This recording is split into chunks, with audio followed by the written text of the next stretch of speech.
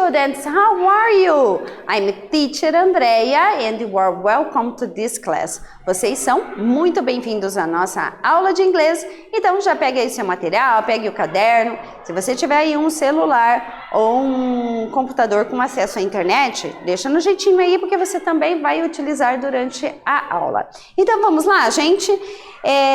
Vamos falar do objetivo da aula de hoje, que é descrever relações por meio do uso do apóstrofo, que é aquele sinalzinho que está ali entre parênteses, mais S, visando a compreensão das relações de posse graficamente marcadas no texto.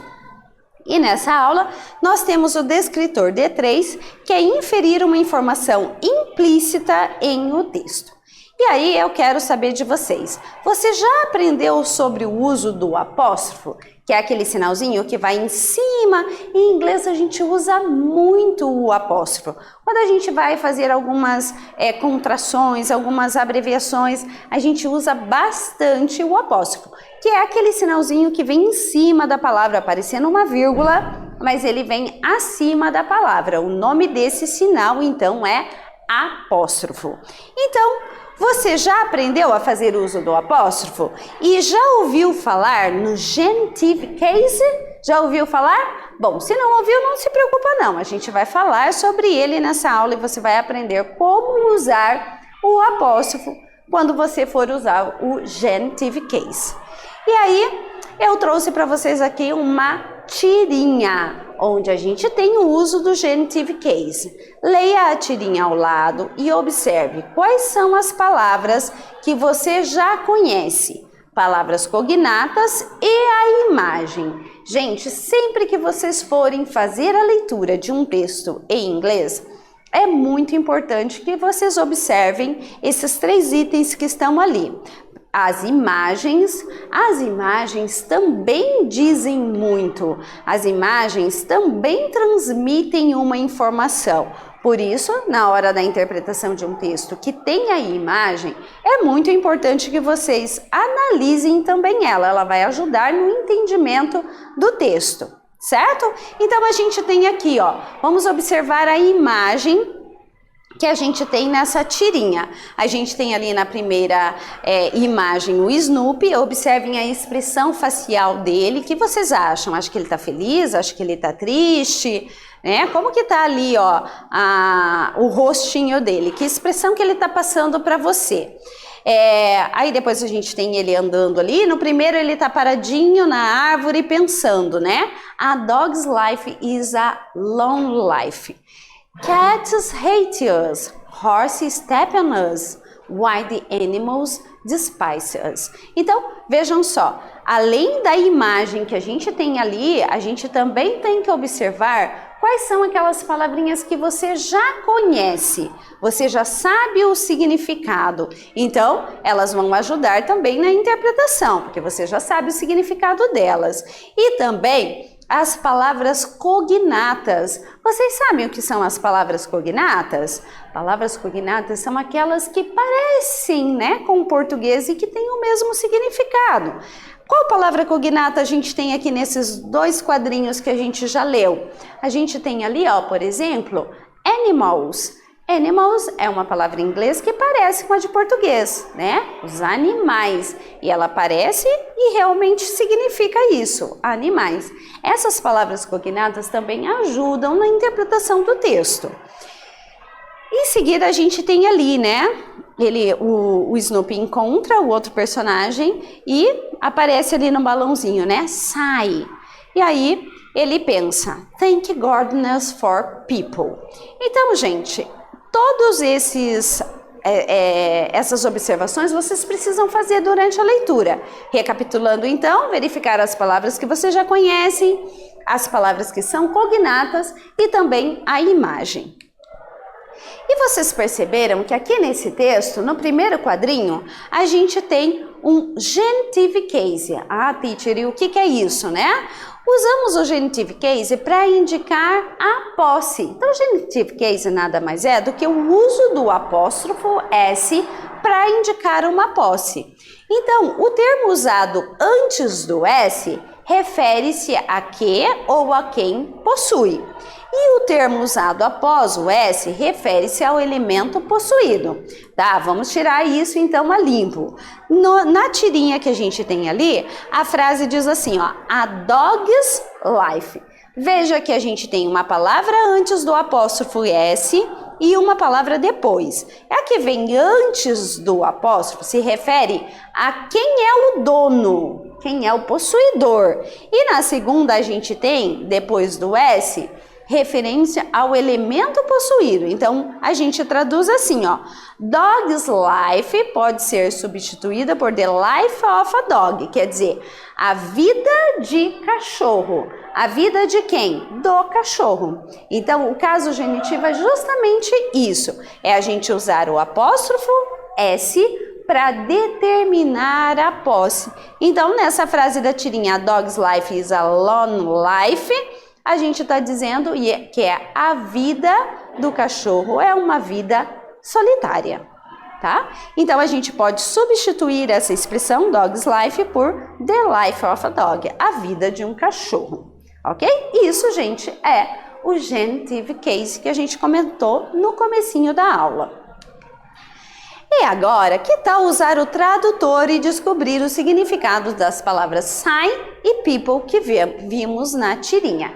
Então, agora, para ajudar na interpretação da tirinha, vocês vão usar o tradutor que nós temos na plataforma Inglês Paraná. Você já sabe acessar o tradutor? Eu vou mostrar para vocês como faz então, ó. Lá no topo, vocês vão acessar primeiro a plataforma, fazer o seu login lá, né? Com login e senha. Aí no topo da tela você vai achar o curso, vai abrir uma abinha e você vai procurar nessa abinha apps e recursos e clicar nela. Vai abrir uma página, você vai procurar nessa página onde tem tradutor. E aí você clica no tradutor para você acessar. Então vou dar um tempinho para você. Você vai acessar o tradutor da plataforma Inglês Paraná, seguindo aqui, né, o passo a passo, e você vai procurar o significado das palavras sign e da palavra people e vai anotar no seu caderno o significado dessas duas palavras. Ok, gente? Já voltamos então.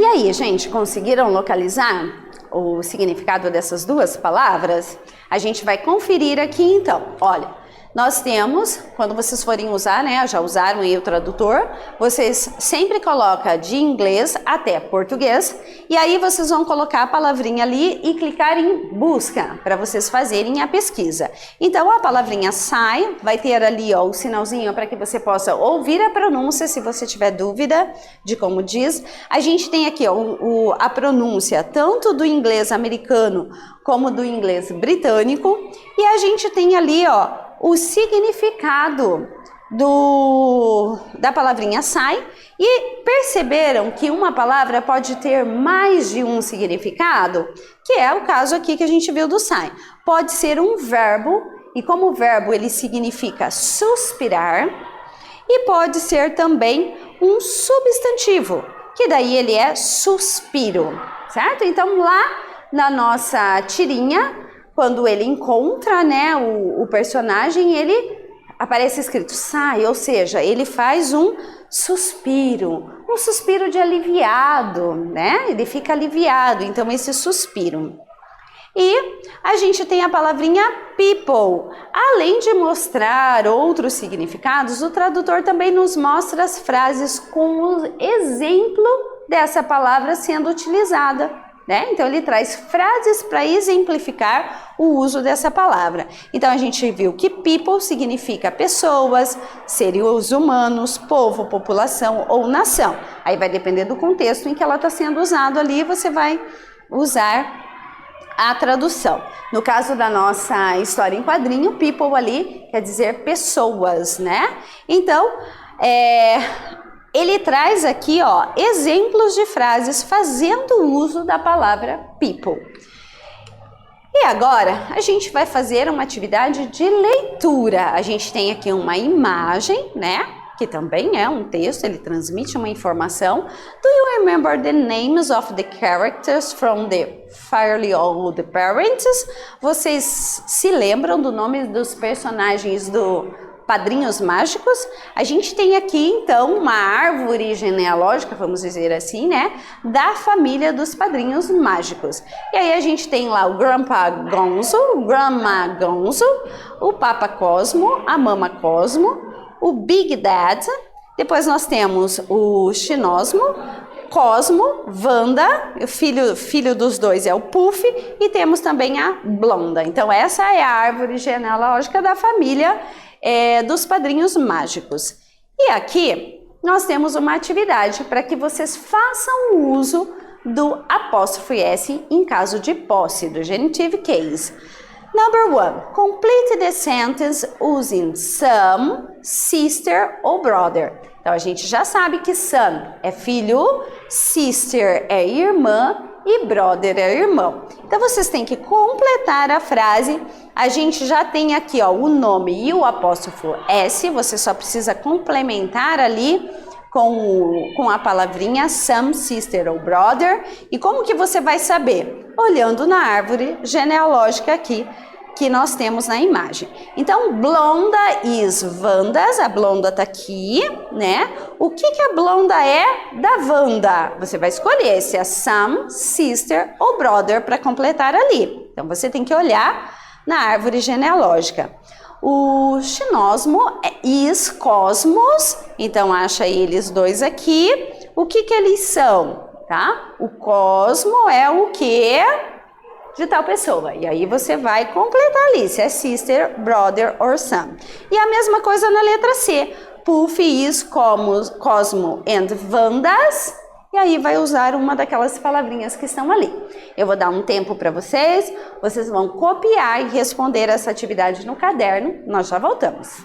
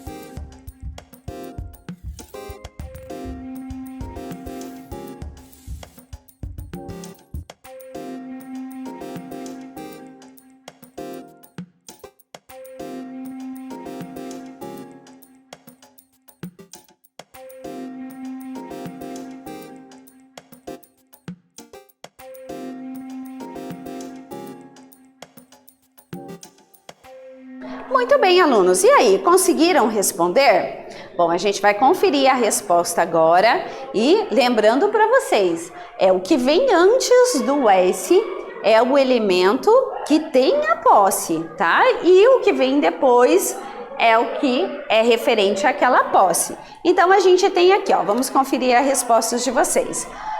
Blonda is Wanda's sister. Ó, percebam que as duas são filhas do Big Dad. Então, elas são irmãs. Então, a Blonda é irmã da Wanda. Então, quando a gente tem esse apóstrofe S como posse, a gente vai traduzi-lo como de, da ou do. Então, a Blonda é irmã da Wanda. Letra B. Xinosmo is Cosmos brother. Vamos conferir isso aqui na árvore genealógica. A gente tem então, né, ó, o Xinosmo e o Cosmo são filhos da mama Cosma e do papa Cosmo. Então, eles são irmãos, brother. Então, Xinosmo is Cosmos brother. Ele é irmão do Cosmo. E o Puff agora, gente, o Puff tá aqui, ele é filho do Cosmo e da Wanda. Então, a gente vai dizer que Puff is Cosmo and Wanda's son. O Puff é o filho do Cosmo e da Wanda. Então, perceberam que a gente traduz sempre esse apóstrofe S de posse, que é do caso genitivo, como de, do ou da, certo? Muito bem, gente. O que aprendemos nessa aula? Aprendemos a descrever relações por meio de uso do apóstrofo mais S, visando a compreensão das relações de posse graficamente marcadas no texto. Muito bem, alunos. Por hoje é só. Muito obrigada pela atenção de vocês. Vejo vocês na próxima aula. Bye, bye, students!